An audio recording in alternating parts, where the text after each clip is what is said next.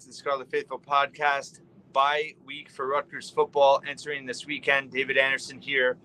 And we wanted to discuss some takeaways in terms of things that through the first 2 weeks Rutgers has done that we think are sustainable in the long term of this season, and some areas that are of concern based on the first 2 weeks of performance and obviously the competition level.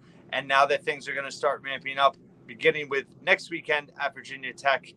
David, let's start with the defense, specifically defensive backs. What have you seen through the first 2 weeks, and what is your assessment so far?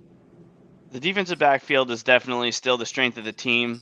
Obviously, that's kind of what we expected coming into the year, where they only really lost one of their top 6 guys, being Max Melton, obviously second-round NFL draft pick. But overall, I think we've seen pretty good play overall. Kaj Sanders played for Flip Dixon, especially in that first game. Flip played some in the second game against Akron. Overall, I thought that Loyal and Igbinosun have been making some of those do-or-die tackles that we talked about would be important, where teams are going to try to attack that slot area. And if you don't make the first tackle, or at least slow the ball carrier down, that might be susceptible to a big gain. And then at cornerback, I think we saw an improvement from game 1 to game 2 for the guys who were not Eric Rogers and Robert Longerbeam, who we knew what we were going to get. But I thought Masco played better. I think a couple other guys got some reps, and they were generally fine. Perhaps tackling could have been a little bit better. We saw, like, on that long run from Simmons, how many guys had a shot to take him down. That perhaps there's some things in the backfield there defensively. But for the most part, I think that the defensive backs are the strength of your team. I think they're making those tackles in open space for the most part. It's only going to get tougher. And then in the coverage area, I felt like most of their coverage has been very good. Obviously, they're going to be facing faster and better wide receivers. It's going to get a little bit more difficult. But many of those catches that Akron made, especially, were just, great, perfect ball placement. Guy came down with it. If the ball was anywhere near his chest, they would have been batted away. So I think that they were in very good position, not committing penalties. So I've been overall pleased with the defensive backfield, and there's going to start becoming a lot more pressure on them, both in the pass game as well as the run game. Any thoughts that you had on their performance so far that you wanted to bring up? Yeah, I thought the thing that jumped out to me, you mentioned, was that Igbinosun and Loyal in particular continue to be able to make open field tackles and make important plays for the defense. So I thought that was really encouraging. And you really, obviously the competition level is what it is. But, Flip Dixon, obviously working his way back in week 2 was encouraging. But overall, you didn't see too much of a drop there. And I think we've discussed, and I discussed before week 2, just in terms of needing to identify and have reliable playmakers on both sides of the ball. And I think in the secondary, everyone out there is a playmaker and can come through for this defense in key moments. So I think that's been a big takeaway. So overall, I would say, would you agree confidence level with this group is the same going into the season now that the competition is going to ramp up? Yes. That doesn't mean they're never going to give up completions. That doesn't mean they're never going to give up a big play. We'll talk more about this with the defensive line and linebackers, because obviously they did give up a long pass early in the second half against Akron. Looked like a breakdown when a blitz was coming. I think it was more of a product of communication issue than just getting beat man on man, right? So I think from a man situation, I feel like we're in pretty good shape, and this is what we expected. We wanted to have be controlled in our optimism, because obviously you did lose a top, cornerback, but yeah, I think they're where we wanted them to be, if not slightly better. I mean, I think Loyal and Igbinosun have done more this year so far than we saw them do last year. Can they maintain that level against more serious competition, especially as we are about to talk about? They might need to be isolated a little bit more with the need to bring a pass rush. Right. So let's get into the defensive line. A little bit of I think, we know they generated more pressure in week 2 against Akron. How sustainable is that now that the competition is going to ramp up? And what are your overall thoughts, concerns, optimism, if there is, with this group? Well, in the first game against Howard, it definitely seemed like they were not doing a lot of slants, crosses, stunts up front. And so they were pretty much playing it vanilla on the line. In this particular game against Akron, we saw a lot more slanting, which led to more stops in the backfield, because if your entire defensive line slants and the play is going to that side, it's an easy tackle for loss. If the play goes to the middle, depending on the block assignment, you also might get a good gain, but you are opening yourself up to big gains to the other side. And there was one where I forget who was playing the edge. I'm not sure if it was Walker, but basically Akron ran it away from where Rutgers was slanting, and they basically had two guys to block one, and it led to a pretty large run. So you have to understand the give and take when you're doing that. But I'm glad that Rutgers didn't wait another game to try it, because, like we saw on that blitz that ended up resulting in the big pass play, these types of communication breakdowns, you don't only know when you try it. And these type of big plays happen where, the linebackers and safeties need to know, hey, our defensive line is slanting to this side. If a guy comes out the other way, it's do or die on us to make a tackle to stop him short of, let's say, a first down or even a bigger play than that. So I do think Rutgers brought more pressure.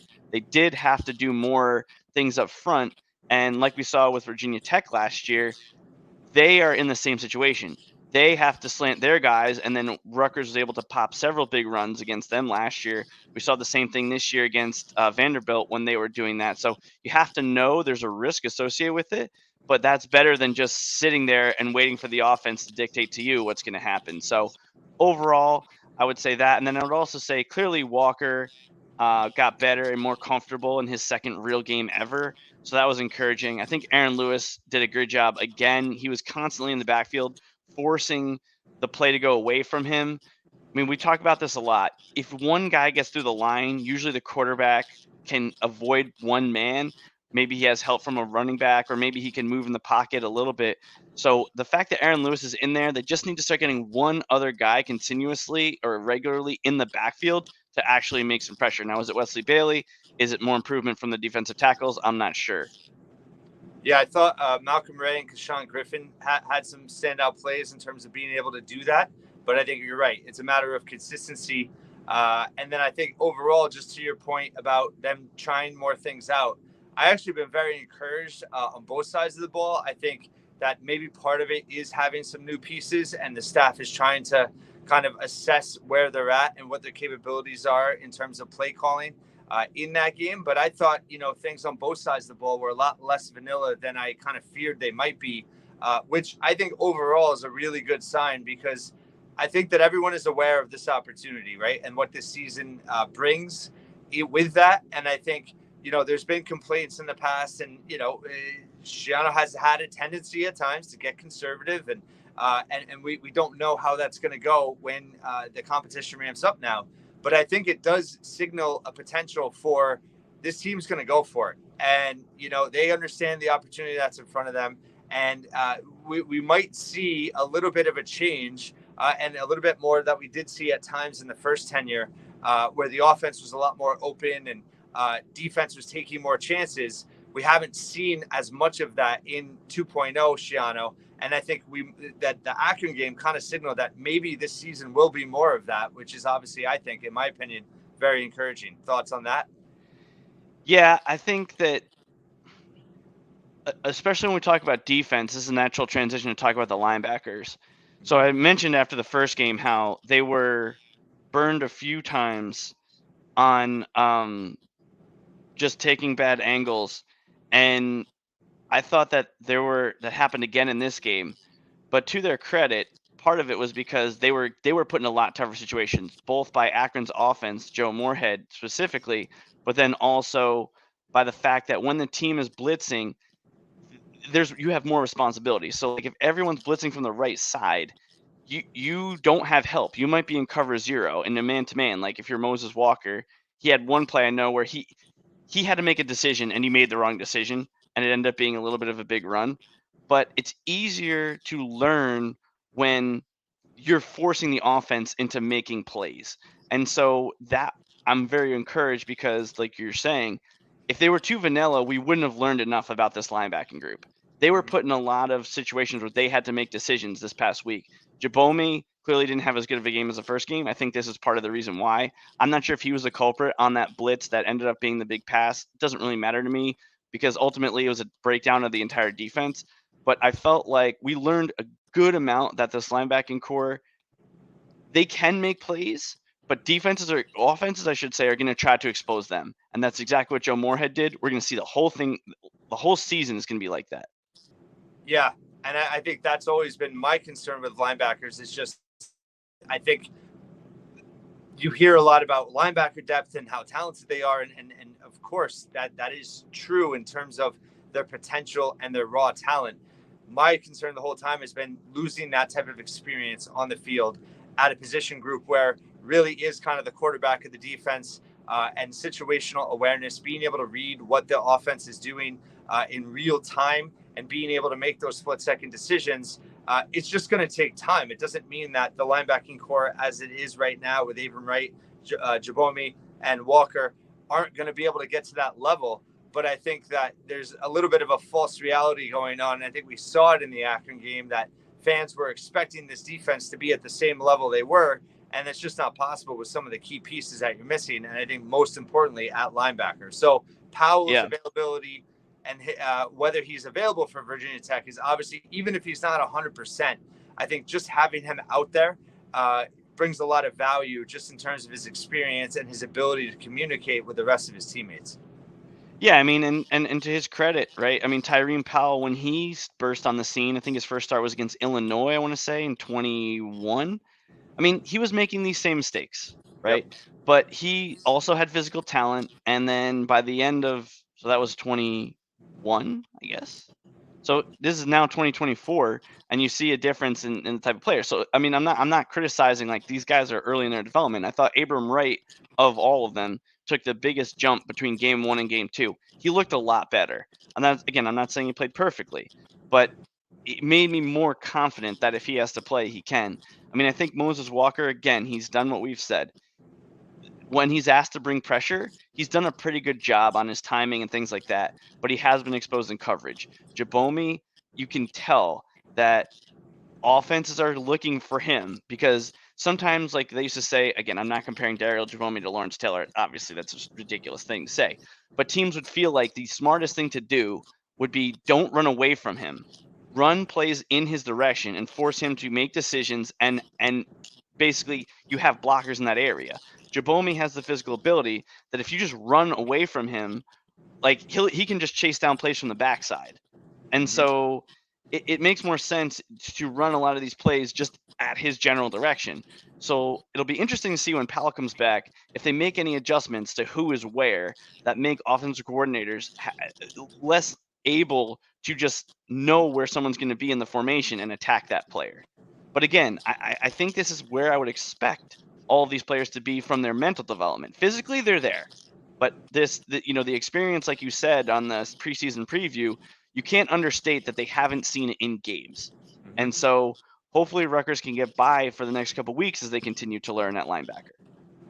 Yeah, and I think that's the question. And, in terms of the Virginia Tech game specifically, and we'll get more into it next week, that's where I'm concerned with the run game and in terms of big play. And obviously, Kyron Drones and his ability to make big plays both with his feet and through the air is giving up more big plays than we're used to seeing this defense give up, where it's going to be a mistake and they're going to be learning from it. And it's that learning curve versus being able to kind of learn. We always talk about it's always good to have learning lessons in a victory versus a loss. Right. Right. So can this defense be at a high enough level with the replacements they have to do that versus it costing them games? And obviously, Flip Dixon coming back, can he be more closer to 100% and be on the field more against Virginia Tech? Obviously, Wesley Bailey, we don't know about, but Tyreen Powell, I think you could argue, is the most important in terms of just being on the field and what he can bring to the defense as a whole. Any other thoughts on the defense in terms of kind of being where you thought they were in certain areas or other concerns you may have at this juncture? I would say I would have hoped they could have got a little bit more pressure with the front four without having to change their looks and blitz linebackers. I was hoping, but I don't. I think they're basically performing as we've expected. And then again, I don't want to. We have to stop talking about this, but I mean, Mo Toure, if he was in there, he can cover up a lot of those mistakes by just blowing up a guy, getting a sack. Even if you break down the coverage, the quarterback doesn't even have time to see it. There's no one on this defense right now that is a game wrecker, that can completely wreck a play in a good way. So that's where, Igbenogson, Loyal, I think they've done a good job. Maybe we'll see more safety blitz and stuff like that. But there's no one right now that is able to just stop plays before they start and protect Rutgers from any of these breakdowns that they might have. That we need somebody to really win a tight game where both teams are playing well. I don't know who that's going to be, but I feel like if Rutgers plays their best and another team plays their best, it's going to be a battle. And we need those game-changing guys on both sides of the ball, like you said, if that happens. I'm confident if both teams play average, that Rutgers can squeak it out. But we need somebody that's going to come up with that big sack. We need somebody that's going to come up with that big play, stopping a run on 4th and 1 or something like that. And we don't really know who that is on the defense, to your point. Most likely, Tyreen Powell. Last question to that point, which is an excellent point. Fair or unfair to expect or hope that Aaron Lewis could be that guy? Well, I think he could be that guy, but he needs help because offenses are going to do what they did, like Maryland did to him last year. Yeah. They basically were like, he is not going to destroy us. We're going to double team him every time. And like they would be running max protection, or even if it wasn't max protection, if there were 6 guys blocking 5, 2 were blocking him. If there was 5 guys blocking 4, 2 were blocking him.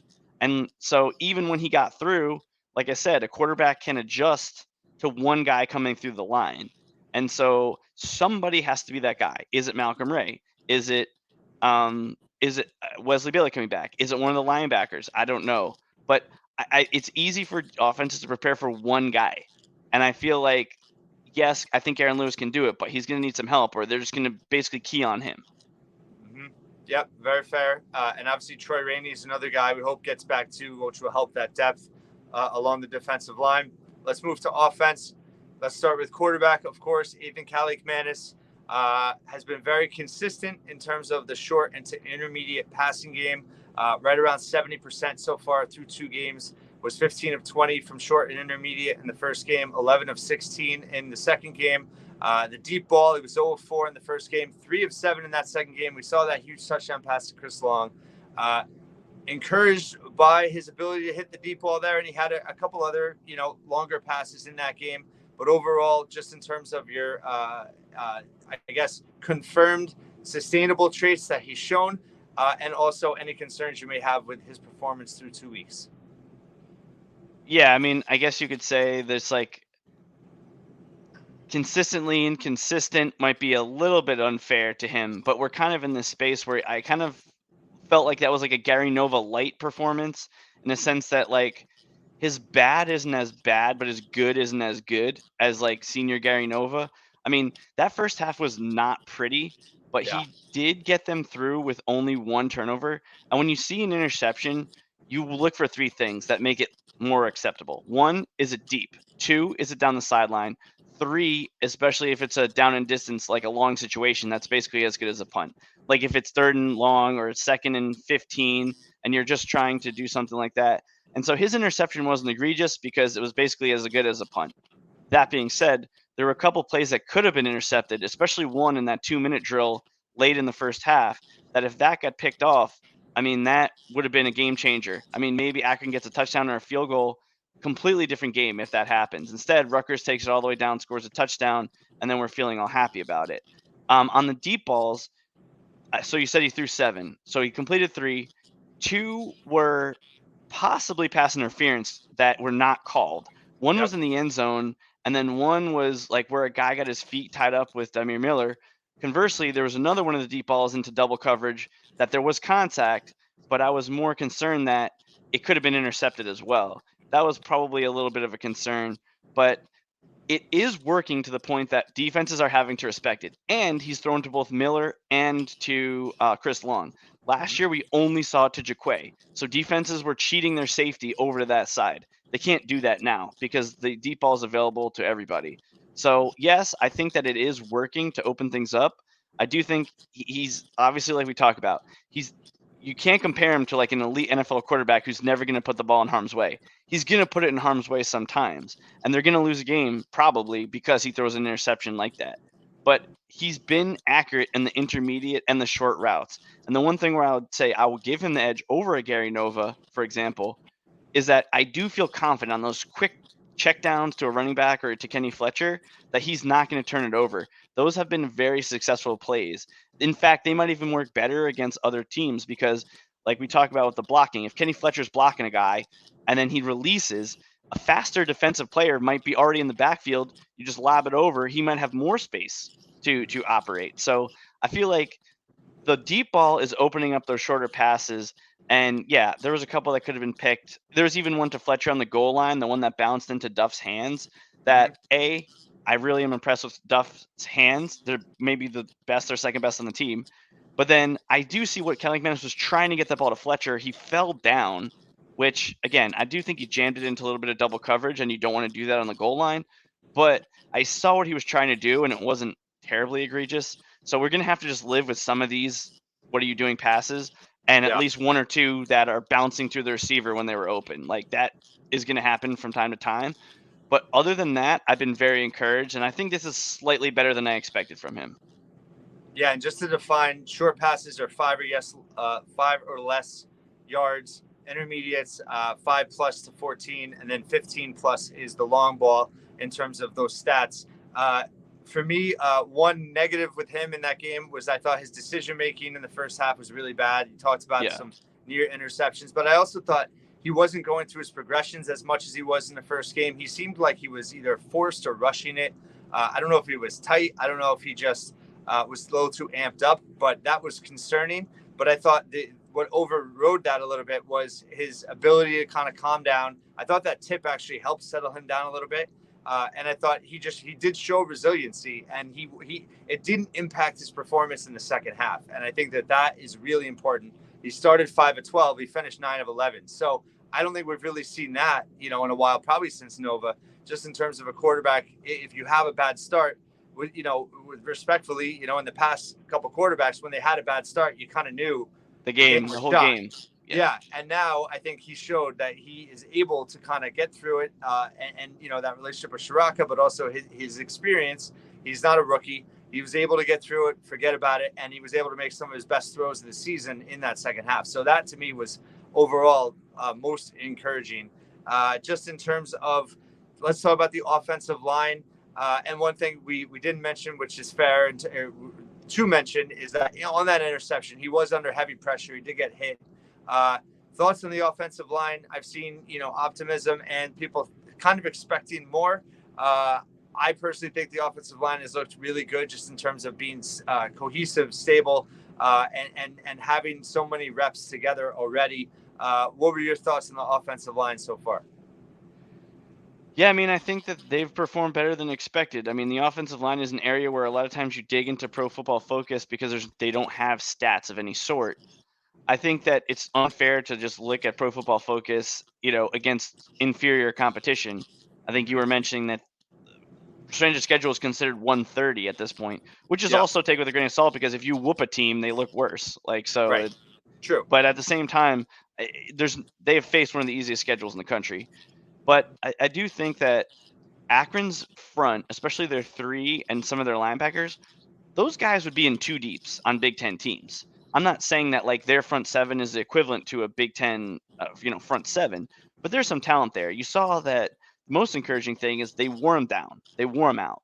Like in the second half, Rutgers was doing whatever they wanted on offense, especially on the ground. And so I'm encouraged by that. I mean, Kobe Asamoah specifically, let's talk about him. I think that he's had some great moments and he's had some bad moments. There was one sack where he just got completely obliterated by whoever he was trying to block, and it basically destroyed the entire play.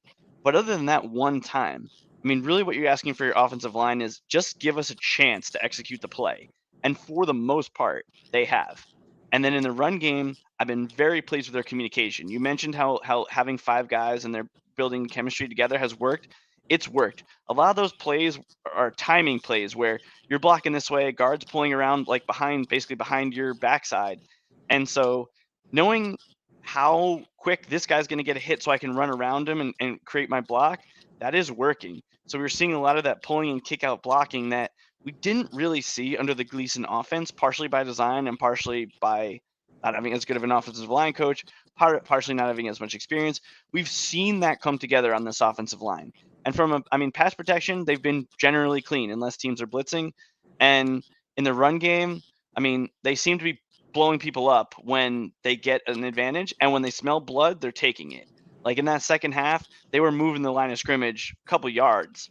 Antoine Raymond, we'll talk about running backs in a minute. He was basically just taking what was blocked for him for the most part, and like he wasn't even getting contact until he was 3 yards past the line of scrimmage several times. So I got to give him credit for that.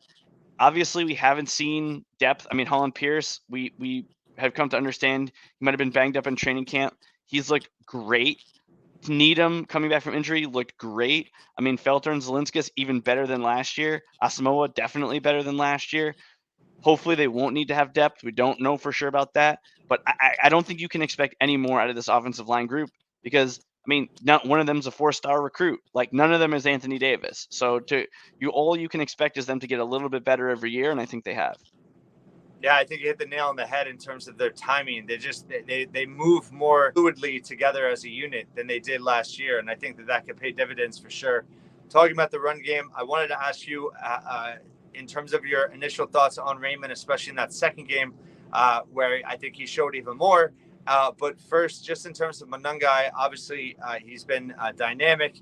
It looked even better than last year. But is there anything that you're seeing specifically that he's either improved on or he's doing better in terms of taking what the defense is giving? Obviously, again, the competition has not been pretty light, and it's we'll know a lot more in terms of the Virginia Tech game. But is there anything that's jumped out to you different in a good or bad way about Monungai? And secondly, initial thoughts on Raymond. First, with Monungai, I have to just talk about last year in the preseason. We said during our running back preview a year ago, he was a willing blocker, but not a great pass blocker. By last season, he was, let's say, good. And now he's probably elite in pass protection, whether it's blitz pickup or even at times it's not a blitz and they just rely on him to block somebody, like coming off of the line, especially if it's a linebacker. It's huge credit for that because that not only helps his draft stock, but also like that just makes you feel comfortable to keep him in the game for all 3 downs if needed in a clutch situation, but also your quarterback just doesn't need to speed up his reads. A lot of times if a quarterback knows they're going to get pressured, they're like, hey, I got to throw it to my first or second read. And if my first read is semi-open, I'm going to throw it. And that's kind of what you were talking about in the first half with Caliac Manis. It was almost like he felt that if the guy was somewhat open, he had to throw it right away. Whereas if okay, he's somewhat open, maybe my next read's going to be more open, your quarterback doesn't get nervous and try to rush the ball out. So that's the first thing with Monungai. The second thing with Monungai, I would say, is because defenses can't cheat that slot area and just be all up against the run, he has found those creases where he makes one cut and there's nobody there. Whereas last year, there was always a person there. 2 years ago, there was always a person there, except against Michigan State when he ran for like 150 yards. So he clearly knows like where he has a good feel for where those extra defenders are. And that's what it's been. Like it looks like he's just bouncing it outside and taking off. And so that's not because he's better, maybe a little bit, but it's more just that there's not an extra guy there because they have to respect the pass. They can't just stack the line and then bail for passes. They actually have to play back. And then when he is facing a guy, he's using good timing and cuts to defeat a guy and get extra space. So I've been very encouraged, and he's making it look easy. We talk about how these other running backs maybe have more physical talent. Raymond, Brown, Winovich are like, they were borderline 4-star recruits, if not 4-star recruits, right? He was not, but he's just showing a vision, an agility that doesn't always show up in those recruiting rankings. And he's just the best player on the team, period. Basically, if he didn't have the first half he did, that might have been an interesting thing. But he basically picked up Ethan Caliac Manis and was like, okay, I got this in the first half until everybody else got it going. I can't say anything more about Manungai. I mean, I didn't answer about Raymond yet, but I mean, anything else about Manungai? It was just incredible. Yeah, I mean, he's looked even better, and I think the ceiling for this team uh, is more or less. There's obviously a lot of things that have to happen, but at the top is on his shoulders in terms of if he can elevate his performance against good teams from last year to this year and be even more of a dominant rusher, especially in that second half. And like you said, in terms of the pass game being better, the offensive line being better, just the way he's kind of adapted to how defenses are approaching the offense already. It certainly gives hope that this could be. I mean, we all know if this is going to be a special season, part of that is going to be Kyle Monangai dominating and probably leading the Big Ten in rushing again, and or being considered unanimously one of the best running backs in the country. That talk's starting to pick up already. But for him to, if he's a 100-yard plus guy, game in and game out, that they can rely on. I mean, that's kind of people maybe forget, but 2006, like once Ray Rice got going, and you were like, wait, we have this whole other weapon we didn't even know we had. That's when that team really just took it to another level. And if Monunga can take his performance from last year to this year to another level, they have a real chance to be that special of a team in terms of 9, 10 wins. Obviously, a lot of other things have to happen, but he raises that ceiling for this team in a way that we hoped they had the possibility of having this year. And then, obviously Sam Brown missing that second game, and that was a surprise. I know some people feel like he's sneak bitten a little by injuries. We don't have any details. Giano, of course, playing it close to the vest, but it's also paved the way for Antoine Raymond to get a lot of reps early on. Was just in high school 9 months ago. In terms of his career arc, are you impressed because of that kind of timing that he's jumped off in such a great start? And how sustainable do you think it is now that things are going to ramp up in P4 competition? This will be a little bit of a Debbie Downer, but I don't think he's going to have the same level of success against superior competition. And however, it's possible because basically what he's doing, he's taking what's blocked for him. And so a lot of times in that game, like he wasn't getting hit. In the Howard game, I mean, I think he was running through some tackles that he might not be able to run through against superior competition. That said, his running style long term, I mean, the again, he's not the greatest running back of all time, Emmitt Smith. But the comparison coming out of high school is that his style of running. That does translate because he's not overly dependent on size. He's not overly dependent on speed. His vision is pretty good. We haven't truly seen it yet. Oh, and his agility is pretty good, and he's tough. Like he's not going to go down on the first contact, but I'm not sure if he has a strength yet that if it's a big defensive like end or a linebacker, is he going to be able to run through that guy? I don't know. So we'll have to see. But I mean, what he did last game, it's not going to be like that probably any other time this year in terms of just getting momentum and running without being hit behind the line. That said, I mean, he got some burn in the first half, and he did show fresh legs because the main thing you're looking at for a running back is like, does the guy bring some fresh legs that the defense has to see? Okay, he's got a little extra giddy up, kind of like we talked about with Pacheco when he was a freshman, So I think that's good, but he hasn't shown me anything to make me think like, oh, he's a game breaker, right? Yet. The thing is, we talked about they need one of the three freshmen to emerge, one of them, and so far, I mean, he's got to be ahead of schedule with what he's been able to do. Now, to have to be the number 2 running back on the team, that is a run-first team that's trying to have a special season, maybe. I'm not saying I'm fully convinced yet, but it's possible.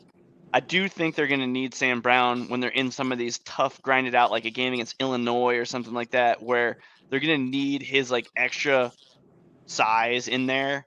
None of these guys, unless Gabe Winovich is like playing by then, I don't know. But I think Raymond is going to be solid. And if you're playing against like maybe UCLA or something like that, I think he's not going to lose you the game. I'll tell you that. And that's, a first step for him. And we'll see if he can continue to build it over the next few games. Yeah, I think what you harped on, which has been the most impressive to me, is that he's letting the play come to him. He's not trying to force it.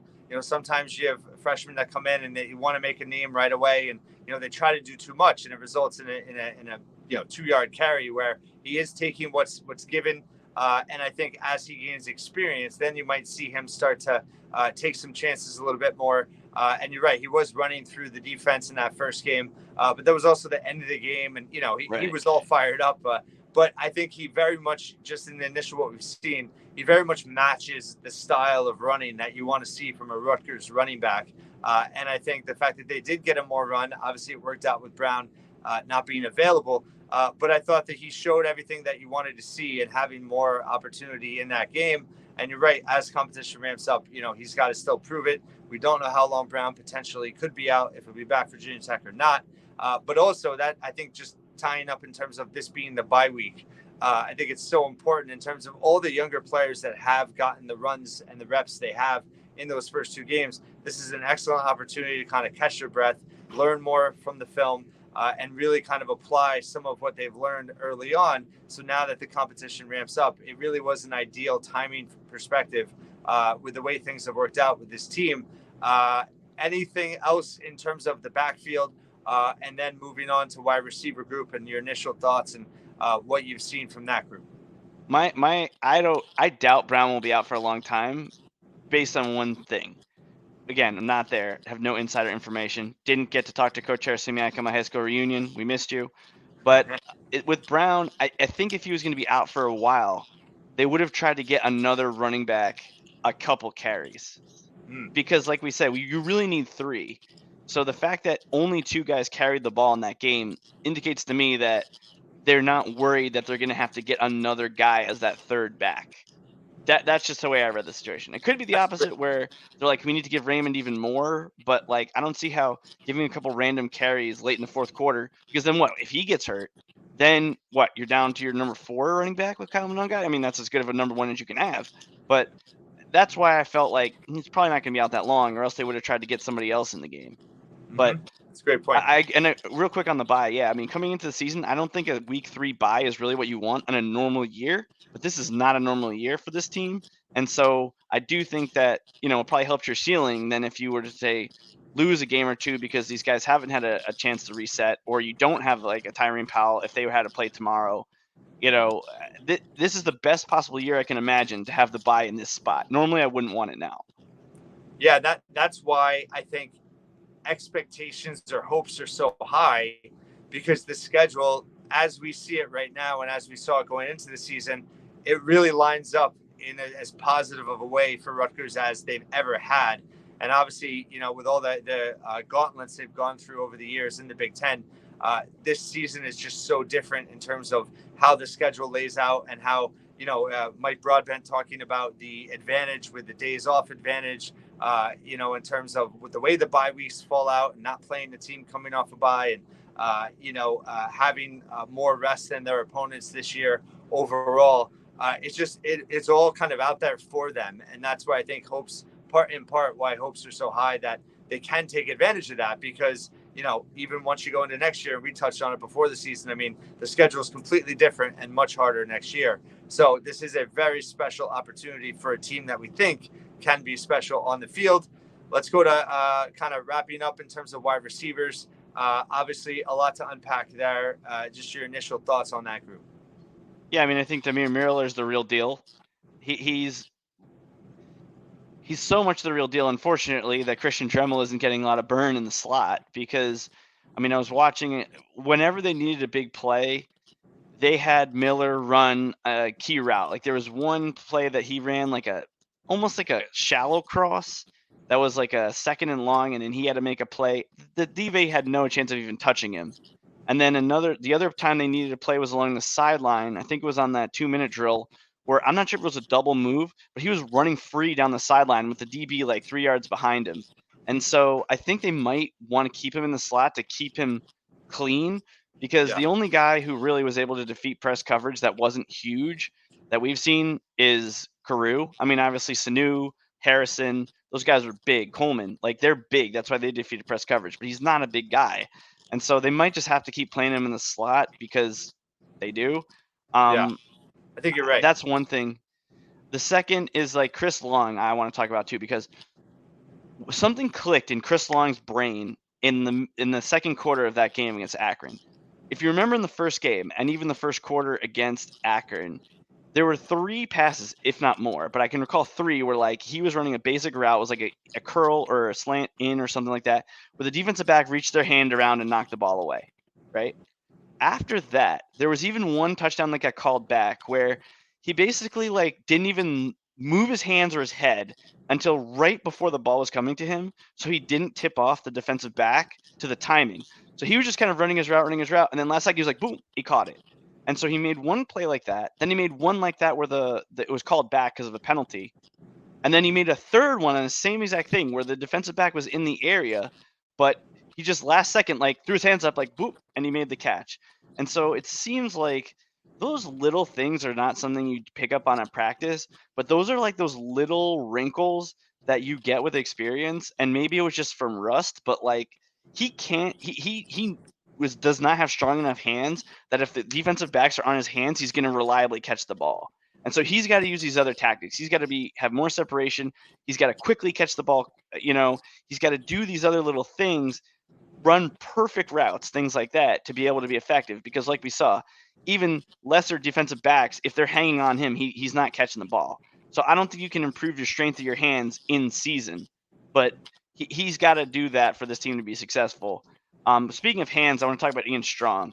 Ian Strong, God, I mean, he makes some plays where you're like, wow, this guy's got great hands. And then he makes other plays where like maybe the ball's deflected and he has it in his breadbasket and he should be able to secure the ball, but he doesn't. I mean, one of the things is he's going to lose playing time to KJ Duff if he does not catch the ball more reliably. And I think his route running's been inconsistent. There's been times he run a great route and there's been times where he hasn't. But Duff is going to be pushing him on that other side. And he's got to step up his game if he wants to ensure that he's a starting receiver for this team, 6 weeks from now. So obviously he probably knows more routes. He's got more chemistry with the quarterback than Duff does, but he better buckle up because he's a guy who they need. These are guys they're going to need against bigger defensive backs over the course of the season. That's basically the 4 guys who have played the most snaps at receiver, and my thoughts so far. I think the biggest takeaway is to your point is that this group does have talent, does have depth, and is pretty good with the potential to continue to get better even as the competition ramps up, which is what we all hope for going into the season. We needed to see them in action, and obviously, again, the competition has not been much so far, but I think you've seen flashes from multiple guys that gives encouraging. And it's funny, you see comments from people, like, what's wrong with Nassim Brantley? It's like nothing's wrong with him. This group is just a lot more talent than last year's group. And to your point on Dremel, I mean, the fact that those guys aren't really playing much, I think is obviously, for them, you want to see them get opportunity. But as a group, I think it really gives confidence that there's a lot of depth in this wide receiving core, young and some of the older guys. Now that Long has reemerged, that this group is pretty dynamic in a way that we had all hoped they would be going into the season. And we haven't even talked about Ben Black, who I think he only made one catch, but he has looked good as a tough blocker. Yep. He just looks so quick. When he had that play, a big thing is when you look at, they're deep in their own territory. They're on like the 1 or 2 yard line. And they decided to not only just not run the ball, they decided to pass. And they run a design pass to Ben Black on a curl route. Yeah. And he secured the catch, I think he got out of bounds. Like he didn't risk a fumble or anything like that. It was like you would never have expected that this was a true freshman. And so the defensive backs seem to respect him because they're playing so far off. So he should have plenty of opportunities to make those quick comeback routes because the defense is like 10 yards off because they know he's a burner. So I do think we're going to see more of him long term. Not sure about Brantley. I mean, I liked what I saw from Brantley in the spring game. But I'm not sure about Fama or some of those other receivers, but I mean, you really got to get chemistry with these couple guys first, and then hopefully the other guys can build on that. Yeah, and I think Dremel, he was banged up early in the season. He was on the availability for that first game, so he could still, get worked into the mix more. He is returning punts right now, but overall, I think just encouraging play from the wide receiver group early on. Any closing thoughts? Tight end, special teams. Just in terms of this team going into their bye week ahead of Virginia Tech, obviously the following week. Yeah, I mean, we've touched on Fletcher a few times. Like, I think his inline blocking is getting better, and they figured out how to use him on like all these cross blocks. And him as a weapon, he is just can accelerate so fast. they have never had a tight end who could accelerate like this. So those little dump offs, like on like maybe they're at the 20-yard line or the 10, and it's not really like they're looking for a touchdown on that play, but they're just trying to get halfway, and he's turned one or two of those into touchdowns. Yeah. When really they're trying to do is just, we know we might not be able to run for 6 or 7 yards inside the red zone, but if we can dump it off, and he's just like taking off like the road runner out of that spot. Like his acceleration from a stop is incredible. Like he doesn't need a running start. His acceleration just like he's blocking guy and then boom. I mean that's not a normal wide receiver or a normal tight end, I should say. So I've been impressed with that. Kanopka coming along. I'm sure he's gonna have to make a big play later in the season. Special teams, mixed bag. Obviously, I think the punter has been. I mean, he didn't have spring. Don't forget that. And then snapping seems like it's been good. The kickoffs, obviously, again, you have a new guy. They're going to need to make. I'm not sure if they're going to be able to run that sky kick like they did against Michigan State last year. That was a big play. Not sure what his skills are, but special teams is not hurting them. And this might not be a year where Rutgers special teams are going to win a lot of games, but I do feel confident that they're not going to be the reason they lose a game either. Yeah, I don't think there's been any glaring concerns, but there's obviously room for improvement there. And just touching back on Fletcher, I think his ability to catch on the run, and I think he looks like a natural in terms of how he's running his his routes, and being able to catch the ball and just seamlessly turn downfield has been really impressive. So. I think a lot of encouraging signs early on. The concerns we had, I think, are the concerns that exist. But overall, we're going to learn a lot more about this team in Blacksburg next week. We'll be back to preview that game. David Anderson, thanks so much for your time, as always. And thank you for listening and watching once again here at the Scarlet Faithful podcast.